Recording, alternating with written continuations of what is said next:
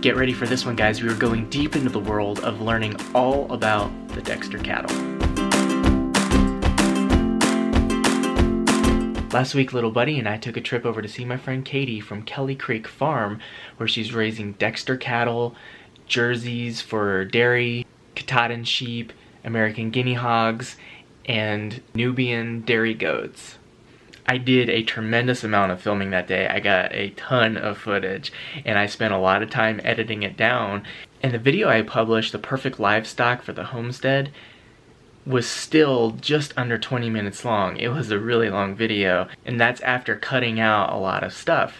I got so much positive feedback from that video. It seems that a lot of you guys really enjoyed learning about the Dexters as well as the American Guinea Hogs, but the bulk of what I omitted from the video was the information about the Dexters, because my focus was a little bit more on the American Guinea Hog at the time. But since so many of you guys really enjoyed learning about the Dexters, I figured that I would make another video from all the footage that I cut. If you've seen my video, The Perfect Livestock for the Homestead, then some of the video you're about to see, you'll have already seen in that video, but just a little bit of it. The reason why I'm putting it in here is so it flows better and makes more sense to someone who's just watching this video for the first time.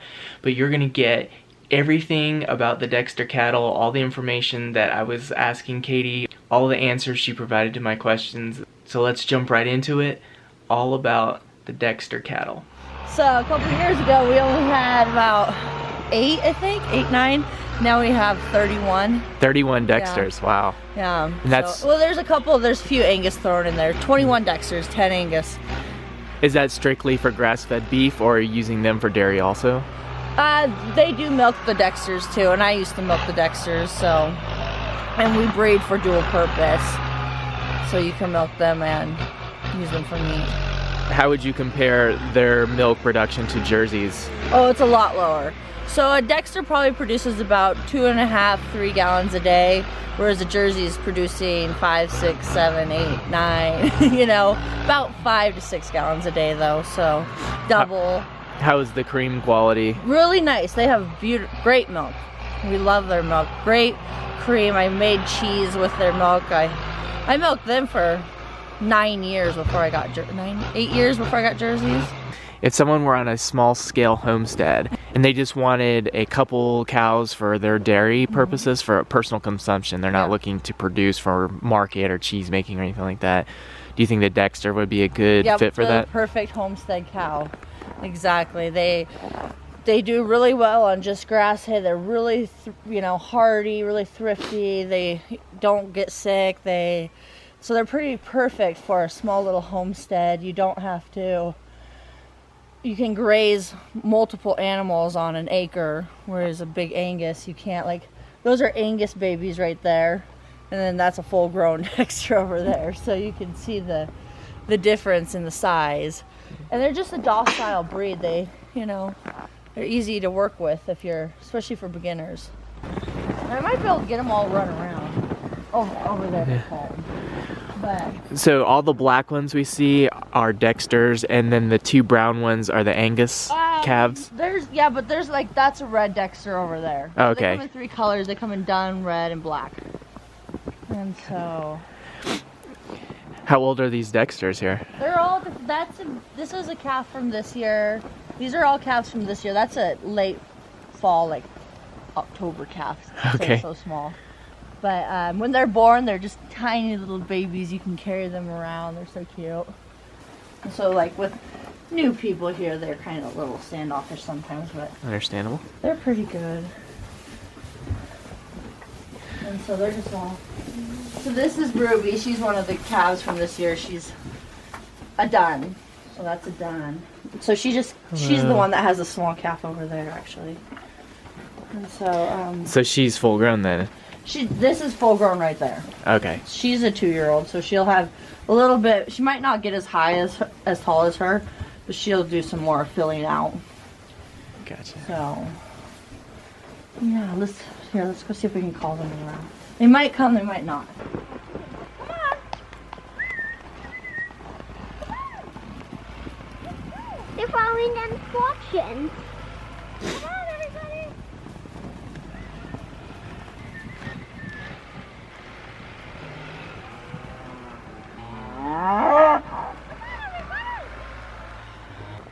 How long does it take to grow a Dexter for beef? About 24 months, 2 years, when they do the best. There's a cow. You can pet her. She's very friendly. This is the Jersey. Yeah.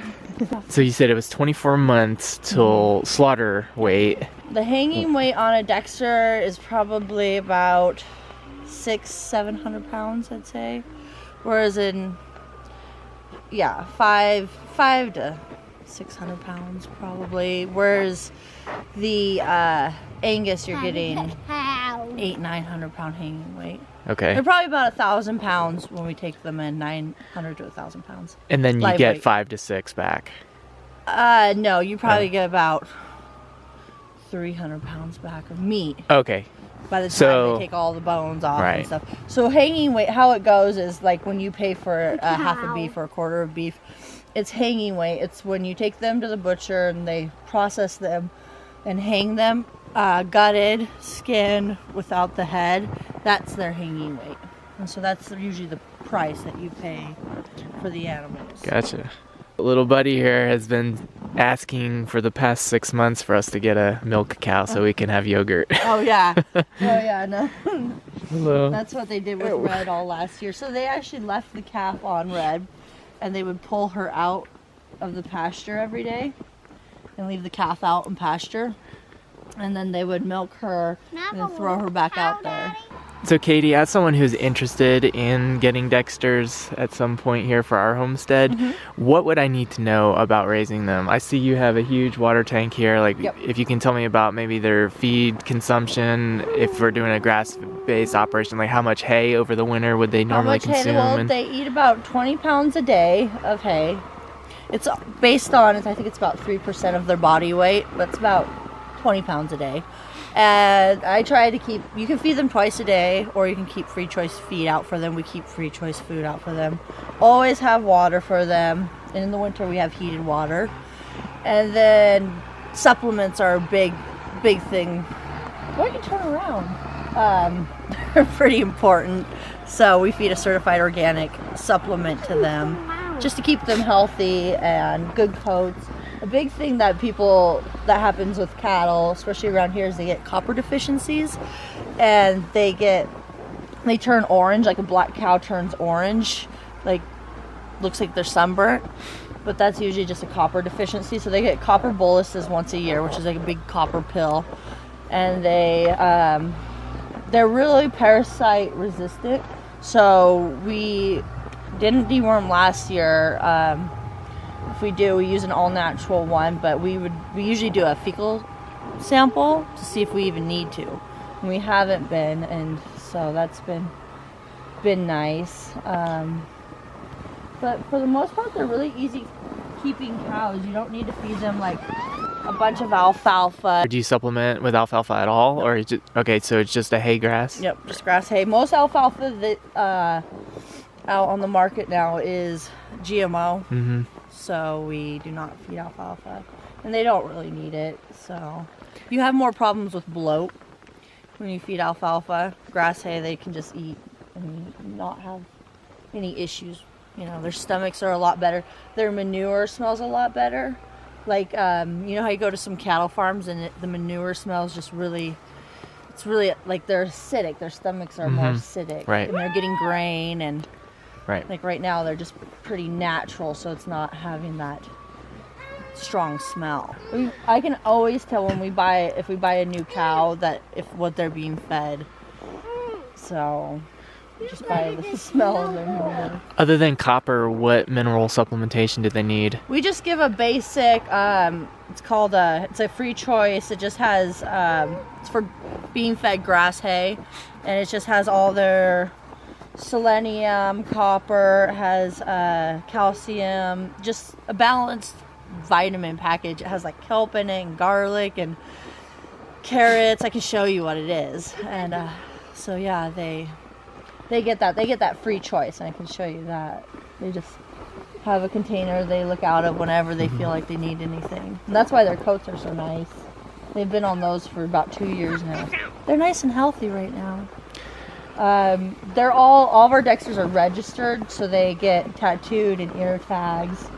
all of our milk cows have all of our female cattle actually have a bangs vaccination.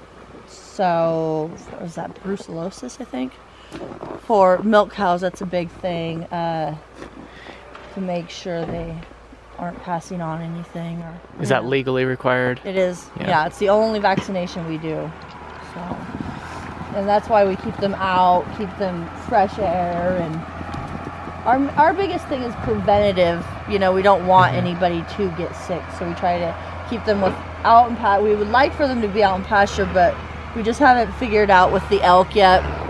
They pretty much, there's a herd of about 40 that come through and just tear down all the fencing. They get down on the river, and we don't want them down there. So. They won't go in the deep snow. Their legs are so short. So, but yeah, so we just try to keep them all out in pasture, just kind of like our milk cows. Keep them moving, keep them walking a lot. That's why we plow a big, area for them so they can run. And how often do you administer the vaccine? It's a one-time thing. Once in their whole life. A year old. Okay. Yep. So, it's a one-time thing, and then they get a special ear tag. That's what that metal little clip is. And then they get a tattoo. It has to be administered by a vet. Okay. So that's the biggest thing they get done in their life. Some of them are naturally pulled, but we dehorn most of them as calves. So that's why they don't have horns. For us, it's just easier running them through the chutes, and right. But they're good with their horns. They're fine. So their feet stay really good. We don't have to trim their feet if they're out moving, and none of them have long toes or anything. We haven't had a problem with that at all. Another good thing about the Dexters, they have really good feet, really good legs. At what age can you breed them?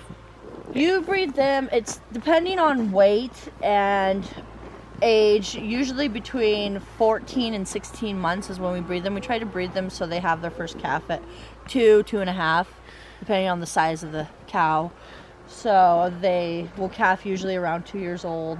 So their gestation period is 9 months. 9 months. Yes. How long do you usually let them go through their milk cycle before they go dry? Well, it just depends on when you breed them back, actually. So, like, say they calve and you breed them back 2 months later, then you're really only going to milk them for... I like to dry them up about 3 months before they calve again so they can just get healthy again and get ready to have the new calf. So, let's see, how many months would that be? About, I don't know, you milk them for about 9 months, 8 months, something like that, and then, but you can milk them for a whole year and then breed them back and then milk them for another 6 months. It just may not be as healthy for the cow at that point. They actually do pretty well with that. And the kitty cat. Yeah, in the super old days, like when people had, homesteads, they wouldn't always have a bull. They'd have like a milk cow, and they'd milk her for 5 years or 10 years. Right. So until like a neighbor, they found a bull or took her into town, or, So, but with our milk cows more specifically, we breed them. They calve in February, March, and then we breed them back about 2 months later, and then dry them up in December. With breeding, are you doing artificial insemination, or do you keep a bull? We do both. We have a bull. We have a Dexter bull. He's up at my place right now. So. Yeah, we like the live cover. With being up here and with it's easier to do live cover. But if like at my ranch, we do a lot of AI just because we're there and we can see when they're cycling and call the AI technician up. But all the calves are on the cows right now, and they'll get weaned about March 1st. We bred late this year, so we're gonna start having calves in end of May to June, mostly June. And as far as water, what would you think their daily water consumption would be in gallons? Like 10 gallons a day. I think a big milk cow drinks about 30 gallons a day, so 10 to 15. Got it. But I've never really calculated that out. They just always have water. The Dexters and all different cattle have different genetic issues or, that can happen. So we have all of ours tested for Crondo. Okay. Pretty much a bulldog calf. It's a small little, it's not going to survive. So we test for that. So most of our whole herd is negative for that. We test for PHA, which is another genetic issue, and so they're all negative or non-carriers, which means their parents have been tested negative, so they won't be able to be positive. There's also A2A2, which is a protein in the milk, which allows people to easily digest the milk, whereas like Holsteins are mostly A1. That's why people have issues like lactose intolerance and stuff. Most heritage breeds of cattle are A2, which means they just have a different molecular structure to their milk, I guess is what it is. But so most of ours are A2. Our sire that we sold, Milo, he was A2. So if you breed an A2 bull to an A2 cow, you'll have an A2 baby. If it's if it's like an A1, you have a 50% chance of getting an A2. But most heritage breeds are, and that's one of the big reasons we actually do the Dexters, is we like the heritage breeds, the supporting that, working with that, like our guinea hogs and our sheep. Do you castrate your bull calves? We do. Okay. And I used to not do that, but now that we have such a big herd, we kind of need to. We ban them when they're young. So, but I used to have just a herd bull and my 5 cows, and I would just not have to ban them, and the herd bull wouldn't let them breed the cows back, and it kept them calm, and they would go until they were 2 years old, and then we butcher them as bull calves. What were their dispositions not being castrated? They're just a little bit more, got a little bit more sass to them. Obviously, bulls can be dangerous, and I've heard in particular with Jersey bulls, Yep, those are they're the really most dangerous. Yes. But you sound like the Dexter Dexters bulls are are very docile. They're still bulls. You still have to watch them. But our bull that we just sold, Milo, was just the sweetest boy. You could go out in the pasture. You could work with him. He was halter broke, so you could throw a halter on him, lead him away from cows, and work with him. And so all the vets that ever worked on him were just always like, "This is the best bull. We've never seen a bull like this." And he was just so mellow. Milo was his name. We got him when he was a calf. I like getting them when they're calves, just so I can raise them up and know them, and they like to know you. And halter broke is a huge thing for me. Most of our cows are halter broke. I like to take them after we wean them. We halter break all of our heifers. It's a lot easier to fence a Dexter than it is an Angus. If I'm fencing for sheep, can I use that fencing for them as well? Yeah. Are you talking about like field fencing? Well, field fencing Or for electric? perimeter fencing, and then using polywire electric fencing for Yeah. cross fencing. So all these guys are trained for one strand of electric. One strand. Yeah. So if I'm running 4 for sheep, Oh, yeah. it's more than Yeah. enough. So they do the rotational grazing. They get moved every day. It's just with one strand. We move that pasture every day. Perfect. So we train them. So come spring, we will throw a kind of a mock fence in the pen, so they all get reminded of what Right. being in electric is like. Our Dexters, like, the fencing can be, down, not turned on. But the Angus, like, hey, let's go on a walk. They take off down the road or something. But so they're definitely easy to fence in. Cool. When I had them at my ranch, before we put in all of our fencing, we just had one strand of electric too. So if you can keep sheep in, you can keep the cows in.